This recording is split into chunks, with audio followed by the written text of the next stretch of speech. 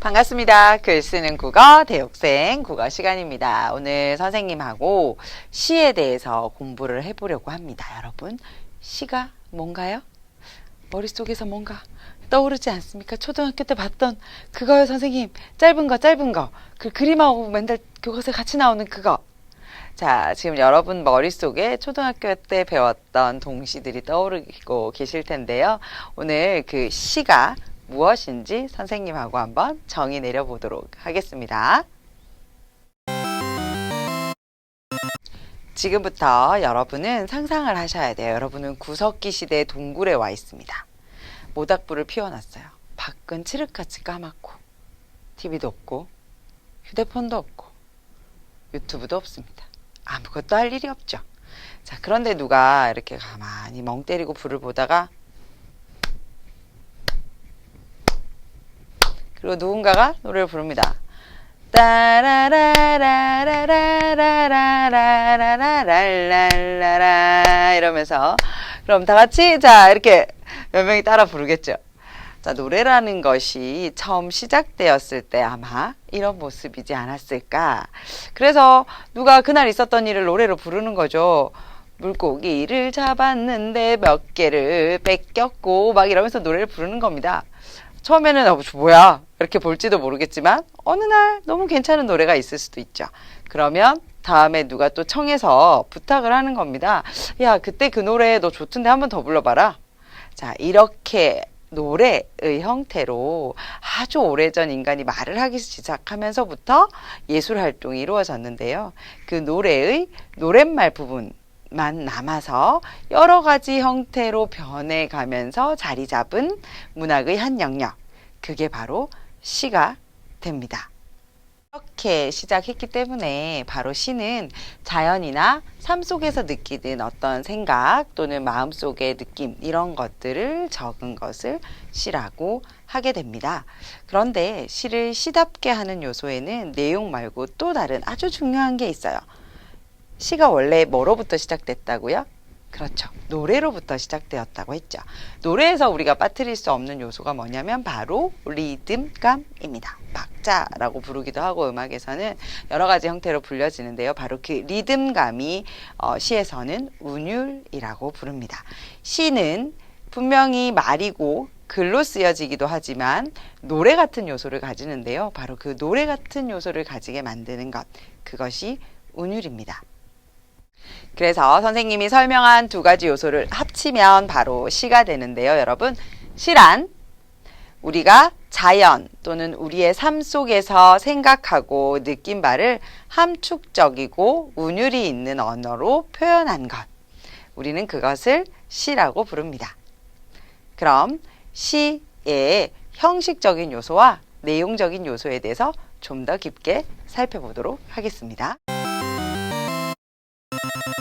먼저 시의 형식적인 요소들입니다. 물론 더 자세히 더 구체적으로 시의 형식적 요소들도 알아볼 수 있겠지만 아주 기본이 되는 요소들만 한번 살펴보기로 하죠. 시의 형식적인 요소에는 시어, 행, 연, 운율과 같은 것들이 있습니다. 시어는 말 그대로 시 속에 사용된 모든 언어들을 이야기합니다. 일상의 말보다는 좀 더 함축적으로 사용되는 경우가 많습니다.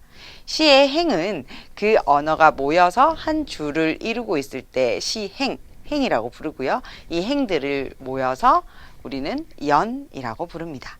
그리고 운율은 앞서 설명드린 것처럼 말 속에서 느껴지는 리듬감, 이것을 운율이라고 부릅니다. 설명드렸던 시의 형식적인 요소를 시를 보면서 한 번 더 확인해 보도록 하겠습니다. 정지용 시인의 호수입니다. 얼굴 하나야 손바닥으로 폭 가리지만 보고픈 마음 호수만 하니 눈감을 받게. 짧은 시인데요. 이 시에 사용된 모든 말들이 다 시어가 됩니다. 그럼 행은 어디일까요? 그렇죠. 행은 얼굴 하나야 손바닥 둘로 폭 가리지만처럼 한 줄을 이루고 있는 것을 행이라고 합니다. 그 세 행을 묶어서 하나의 연이 되는 거죠.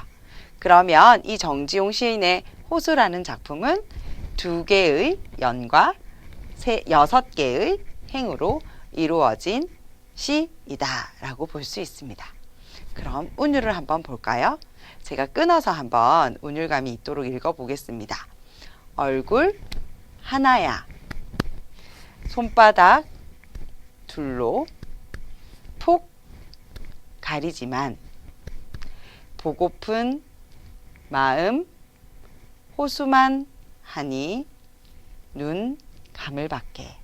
자, 이렇게 읽어집니다. 자, 끊어 읽어가면서 운율감, 리듬감이 느껴지도록 읽어지는데요. 이렇게 읽을 때 느껴지는 리듬감이 바로 운율이 되겠습니다.